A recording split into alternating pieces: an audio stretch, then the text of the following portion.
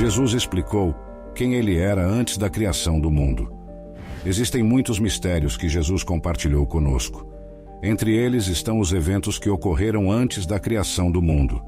Isso aconteceu no livro de João, a oração mais significativa já proferida pela pessoa mais grandiosa que já existiu. É uma oração poderosa. A oração de Jesus em João 17 é um dos capítulos mais significativos em toda a Bíblia. Nele, podemos sentir os batimentos do próprio coração de Jesus, enquanto ele ora ao seu Pai. A Bíblia está repleta de grandes orações. Ficamos impressionados com a oração de Salomão, a oração de Abraão e a oração de Moisés. Mas esta oração é, de longe, a maior registrada na Bíblia. Jesus falou sobre a glória e majestade que ele compartilhou com Deus, o Pai, antes que o mundo existisse. João 17, versículo 1 a 5. Depois de Jesus ter dito essas coisas, ele levantou os olhos ao céu em oração e disse: Pai, chegou a hora. Glorifica teu Filho, para que teu Filho possa te glorificar, assim como lhe deste poder e autoridade sobre toda a humanidade. Agora, glorifica-o para que ele possa conceder vida eterna a todos aqueles que lhe deste, para serem dele permanentemente e para sempre. E a vida eterna é esta: conhecer-te, o único Deus verdadeiro e supremo, e da mesma maneira conhecer Jesus como o Cristo, aquele que tu enviaste. Eu te glorifiquei aqui na terra ao completar a obra que tu me deste para fazer. Agora, Pai, glorifica-me junto contigo, com a glória e majestade que eu tinha contigo antes de existir o mundo. Antes da criação da terra, havia Deus, e Deus tinha majestade com seu Filho.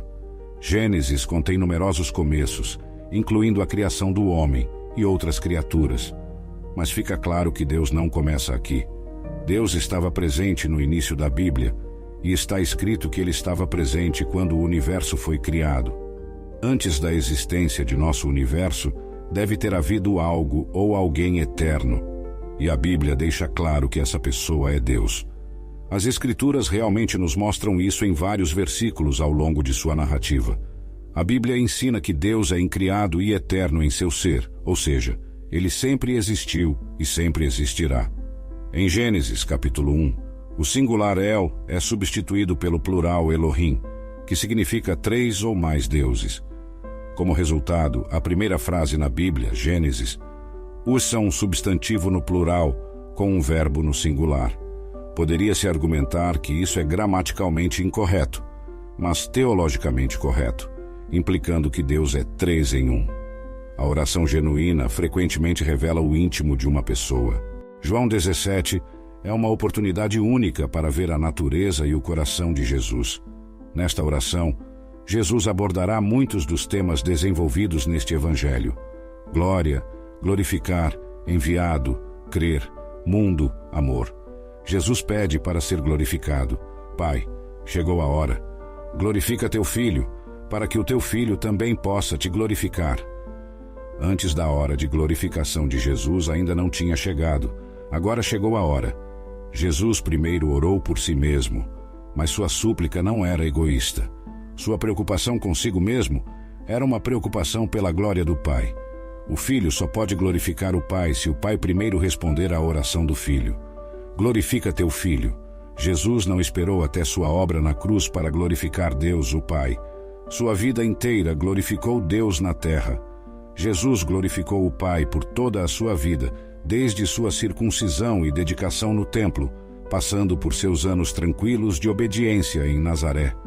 Jesus glorificou o Pai através de sua fé, obediência e trabalho, ao longo dos anos de seu ministério terreno.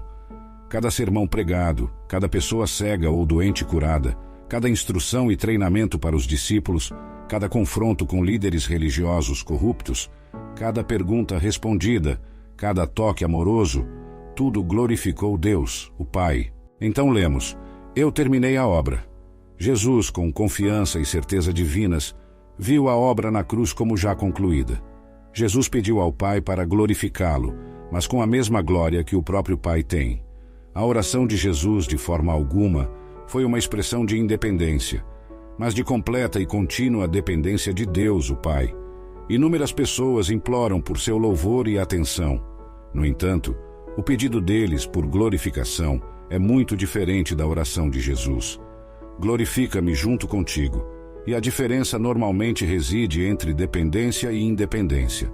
Também lemos, com a glória que eu tinha contigo antes que o mundo existisse. Jesus estava ciente de sua pré-existência e da natureza dela. Ele sabia que houve um momento na eternidade passada em que Deus, o Filho, e Deus o Pai compartilharam a glória.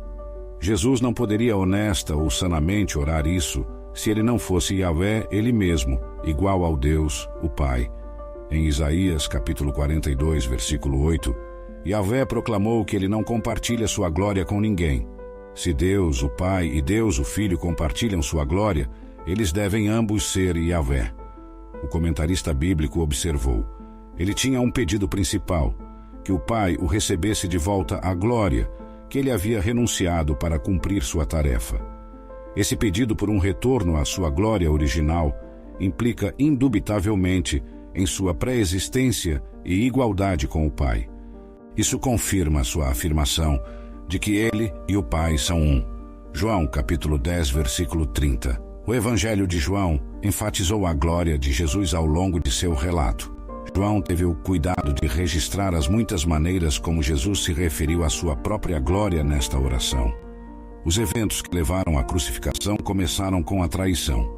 A frase "agora o Filho do Homem é glorificado" se refere à razão pela qual Jesus veio ao mundo. Ele morreria e então seria ressuscitado dos mortos como expiação substitutiva. O Filho glorificaria o Pai e o Pai glorificaria o Filho. Eles promoveriam a glória um do outro. Destacar a grandeza de Deus é, de fato, o que os cristãos são chamados a fazer. Tudo o que fazemos em pensamento, palavra e ação é para a glória de Deus. Jesus não ora apenas por si mesmo, ele ora por nós. Em João capítulo 17, versículo 24, Jesus diz: Pai, desejo que aqueles que me deste estejam comigo onde estou, para verem a minha glória que me deste, porque me amaste antes da fundação do mundo. Tudo o que somos ou nos tornamos em nossas vidas espirituais, devemos tudo ao Salvador que se entregou por nós, que orou por nós, para que possamos ser um com Ele, e que nos deu um padrão tão belo para seguirmos em nossas próprias vidas de oração. No final, vemos Jesus em sua glória novamente no livro do Apocalipse. No livro do Apocalipse, João tinha que documentar as coisas que ele tinha visto. João vê um Jesus poderoso, que não se compara a nenhum homem comum. Apocalipse 1, versículo 12 a 13. E virei-me para ver a voz que falava comigo, e virando-me, vi 7 candeeiros de ouro. E no meio dos 7 candeeiros, um semelhante ao Filho do Homem, vestido de uma roupa que chegava aos pés e cingido à altura do peito com um cinto de ouro. Era isso. João tinha visto o Filho do Homem, o honrado Jesus Cristo. João descreveu a voz alta que ouviu como distinta e marcante, como o som de uma trombeta. A poderosa voz é a do Alfa e do Ômega, o primeiro e o último, que está no início e no fim de tudo. Porque Jesus se identificou com esses nomes em Apocalipse. No versículo 18, sabemos que essa era a voz alta de Jesus. O primeiro e o último é o título que pertence ao Senhor, Yahvé, o Deus de Israel. O título Alfa e o Ômega têm a mesma ideia de primeiro e último. Este é um dos trechos do Novo Testamento, onde Jesus claramente afirmou ser Deus. Só podemos imaginar o que passou pela mente de João quando ele se virou. O som da voz que ele ouviu provavelmente não correspondeu perfeitamente à maneira como ele se lembrava da voz de Jesus. João a descreveu como de uma trombeta. Apocalipse 1, versículo 10. No entanto, ele sabia que era Jesus por causa da descrição da própria voz como o Alfa e o Ômega. Após passar tanto tempo com Jesus ao longo de seu ministério na terra, João finalmente teve a oportunidade de encontrá-lo cara a cara após todos esses anos. A túnica e o cinto podem evocar imagens do sumo sacerdote da Bíblia e também podem implicar que Jesus é o sumo sacerdote de seu povo. A única outra ocorrência de cintos em Apocalipse é no capítulo 15, versículo 6, também de ouro, onde há uma imagem sacerdotal para os anjos no templo celestial. Assim, Jesus não aparece apenas como rei, mas como um sacerdote, uma combinação de imagens que se tornou familiar para o povo judeu no período macabeu. João continua então. Sua cabeça e seus cabelos eram brancos como lã branca, brilhantes como a neve, e seus olhos oniscientes cintilavam como chama de fogo penetrando em meu ser. Seus pés eram como bronze branco incandescente, refinado em fornalha, e sua voz era poderosa como o som de muitas águas. Apocalipse, capítulo 1, versículo 14 a 15. Essa descrição de seus olhos é semelhante à narrativa que temos de um anjo no livro de Daniel. Daniel, capítulo 10, versículo 6. O corpo dele também era como berilo, com um brilho dourado. Seu rosto tinha a aparência de relâmpagos. Seus olhos eram como tochas ardentes.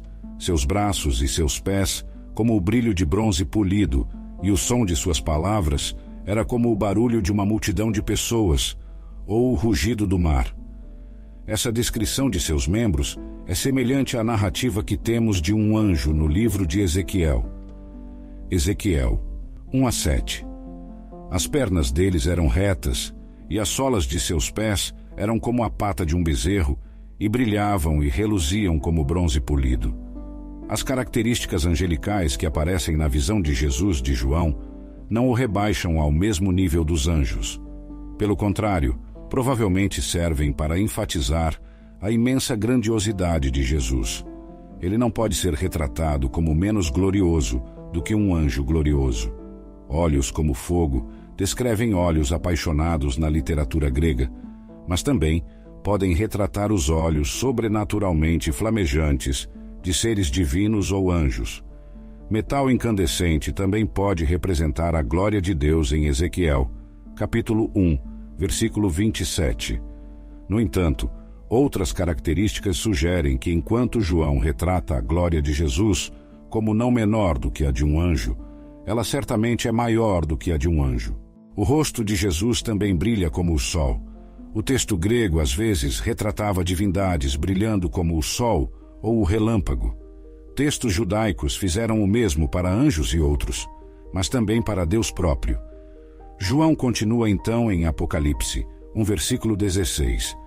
Em sua mão direita, ele segurava 7 estrelas, e de sua boca saía uma espada afiada de 2 gumes, símbolo de julgamento, e seu rosto, refletindo sua majestade e a glória Shequina, era como o sol brilhando em toda a sua potência ao meio-dia. Apocalipse, versículo 17. Quando o vi, caí a seus pés como morto, e ele colocou sua mão direita sobre mim e disse: Não temas, eu sou o primeiro e o último, a divindade absoluta, o Filho de Deus. Mesmo que João fosse um apóstolo que havia conhecido Jesus enquanto ele estava na terra, ele ficou maravilhado ao ver essa visão incrível. Mesmo os 3 anos que João viveu na terra com Jesus não o prepararam adequadamente para o momento em que Jesus apareceu a ele em sua majestade celestial. Naquele momento, João percebeu que o poder divino e a majestade que Jesus abdicou enquanto vivia na terra. Filipenses 2, versículo 7. Mas esvaziou-se sem renunciar ou diminuir sua divindade, apenas temporariamente abrindo mão da expressão externa da igualdade divina e de sua dignidade legítima. Assumindo a forma de um servo e sendo feito semelhante aos homens, ele se tornou completamente humano, mas sem pecado, sendo totalmente Deus e totalmente homem. Neste momento, João soube que era um milagre que Jesus pudesse ocultar sua glória e autoridade enquanto ele andava nesta terra. Apocalipse, versículo 18. E o vivente, o que vive eternamente e está acima de todo tempo e espaço, morri. Mas veja, estou vivo para sempre, e tenho as chaves do completo controle e vitória sobre a morte e sobre Hades, o reino dos mortos. Jesus é aquele que viveu e estava morto, e agora vive para sempre. Ele possui credenciais de ressurreição e vive para nunca mais morrer.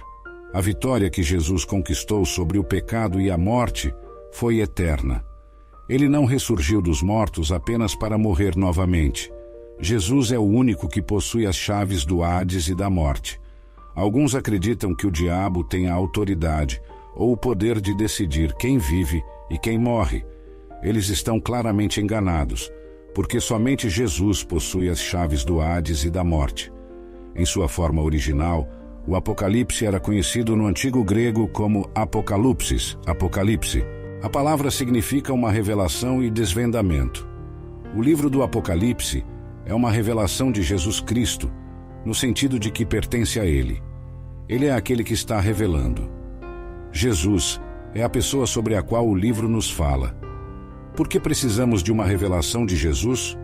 O grande erro de muitos professores é que Cristo é para eles um personagem no papel, certamente mais do que um mito, mas ainda assim uma pessoa do passado distante, uma figura histórica que viveu há muitos anos atrás e realizou feitos admiráveis pelos quais somos salvos, mas que estava longe de ser uma realidade viva, presente e brilhante.